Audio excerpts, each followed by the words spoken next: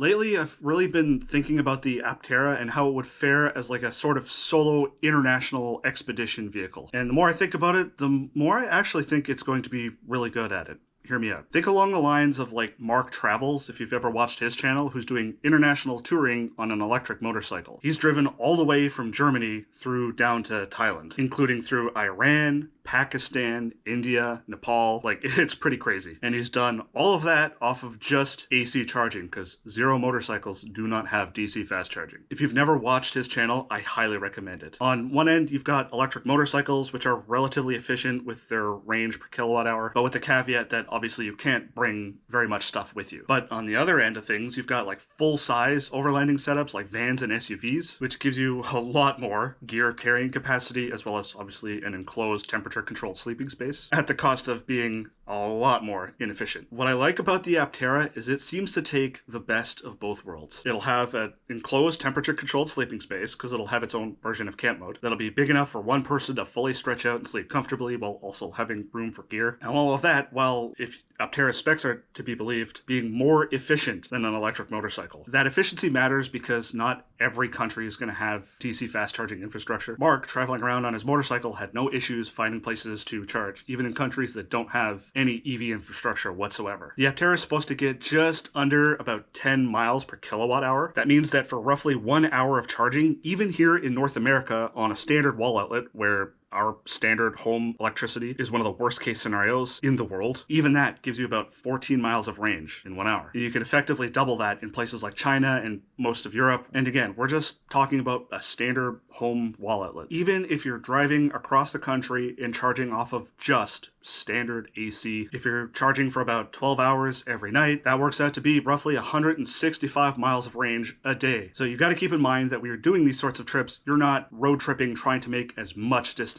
in as short a time as possible. You're exploring new countries, driving unfamiliar roads, taking it easy, taking in the sights. I think 165 miles off of standard home wall outlets is perfectly fine as the worst case scenario if that's all you have to charge with, but really, most of the time it's not. The Aptera will, of course, support up to 50 kilowatts DC fast charging via NACS or CCS with an adapter, and even just level 2 charging off of J1772 stations is crazy good because of the Aptera's efficiency. It works out to be roughly 6.5 hours to go from 0 to 100% charge off a level 2, or about 63 miles of range an hour. So all of this, and we haven't even touched on the Aptera's solar capability yet. Even if you want to go somewhere where there's no electrical service whatsoever, you can still charge your Aptera and drive around, something you can't even do with a gas vehicle. The 700 watts of solar plastered all over the Aptera is constantly charging up the battery, whether you're driving, whether you're parked. In a perfect world, near the equator, sunny day, that's up to 40 miles of range added back in per day just from the sun. And that's on top of whatever else you happen to actually be charging with. Now, goes without saying that obviously the solar isn't enough to rely on trying to drive across the country, but it makes a great get out of jail free card if something goes wrong with the charging infrastructure. Maybe you have to camp an extra day to get enough juice to make it to the next place you can charge. It's also really good for offsetting the power you use overnight for sleeping in the Aptera for like HVAC, or for topping off any energy you use for like a fridge or something like that. And there's still other stuff that the Aptera has going for it. It's designed for right to repair from the ground up, meaning you'll have access to the tools and knowledge base to diagnose and repair whatever might happen to go wrong. Now, obviously, the Aptera is not an off-road vehicle by any stretch of the imagination, but I think you'll be surprised at what it can actually do. It's got those aerodynamic wheel pants on it. If you take those off, you give the Aptera 9 inches of ground clearance, probably more than you thought. So this is all predicated on the expectation that Aptera actually does deliver vehicles. I'm pretty optimistic that they will. However, I do understand those of you who are a little bit more on the skeptical side, but assuming it does, it's going to enable some really interesting adventuring. I'm really excited to get a hold of one.